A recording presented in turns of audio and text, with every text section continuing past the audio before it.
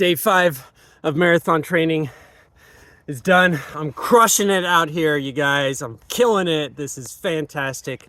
Only 23 and a half weeks to go, but wasn't making a video about marathon training, just listening to my audiobooks as I run, and I finished up Good Inside by Dr. Becky something. I made another video talking about that podcast I watched with Dr. Andrew Huberman, the two of them together, and so I got the book, listened to it, thought it was great. Definitely recommend it. Absolutely. I want to give a few reflections, and I guess I'll start right with the title, because good inside. Is that really true? Are we really all good inside? And that's actually not something I believe is actually factually correct in terms of good as a moral standard contributing to things that people want without imposing any costs on other people.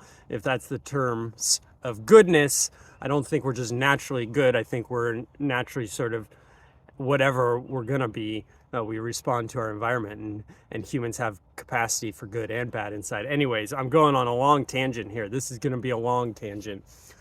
It's a good book, and I think there are some great things I got from it, so keep watching. This is the good stuff right here.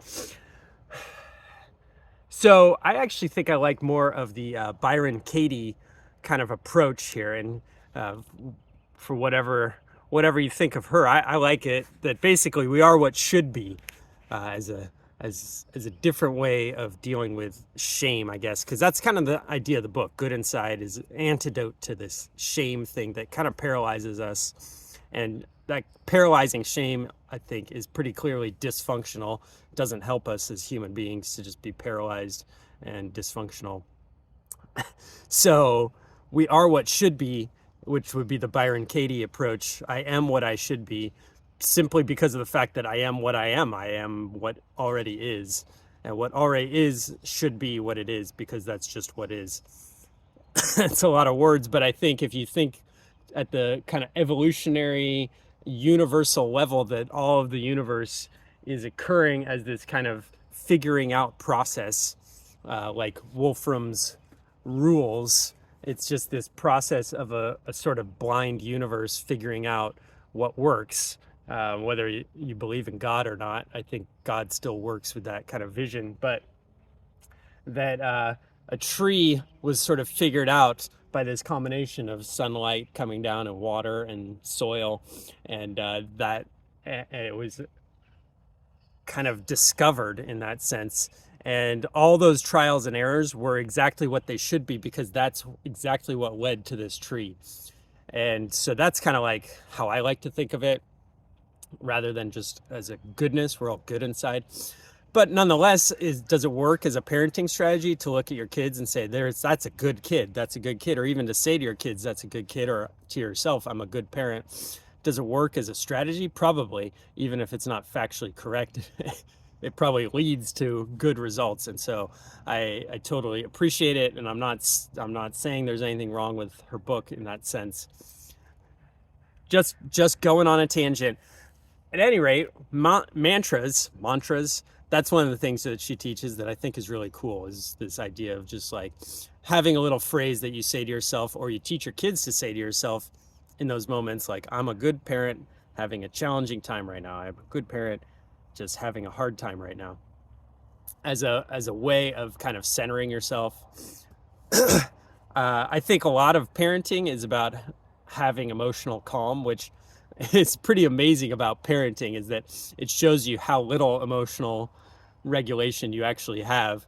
You might think, going through your life, if you don't have kids, like, oh, I'm pretty emotionally stable. And then once you get kids, it's like, wow, I was way more emotionally unstable than I knew, that I realized. And so I think a mantra is a great way to kind of find that emotional stability. I like just thinking everything's okay right now. Everything's okay. Everything's okay.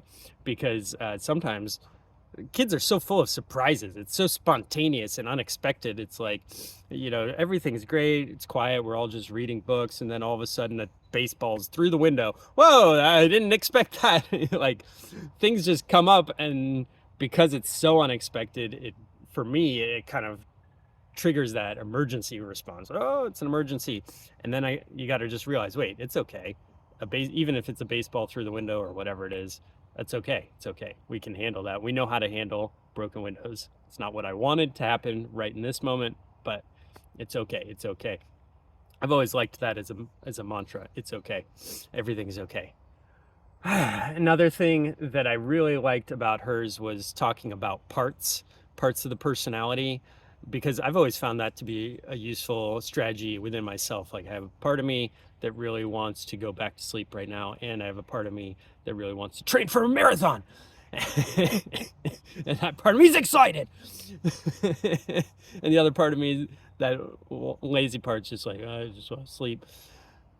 I think that's a great strategy for realizing that it's not all of me that wants to sleep right now. It's just a part of me that wants to sleep, and I can deal with that. And I can maybe have a conversation and say, hey, buddy, I get it. You really want to sleep right now. And we love how lazy you are. It's fantastic. You save us so much energy. You're a really important part of this team. But right now, marathon guy gets to call the shots. All right, sorry, bro. Boom, out the door, running. Parts integration as a strategy, and I know that comes from NLP as well. I don't know if it comes from other parts of psychology. It might be its own branch of psychology, parts therapy. Anyways, I don't know all those details, but teaching that to kids, that's a great idea. I've done a lot of that already. Just I like talking about your brain with my daughter, especially, like, oh, your brain does this and this, and your brain's thinking about this right now. So especially with like food, it's like, oh, like my stomach really wants this, or it tastes really good, but my brain knows it's not healthy, something like that. But I like the idea. I'm inspired to use more of this kind of like different parts of ourselves.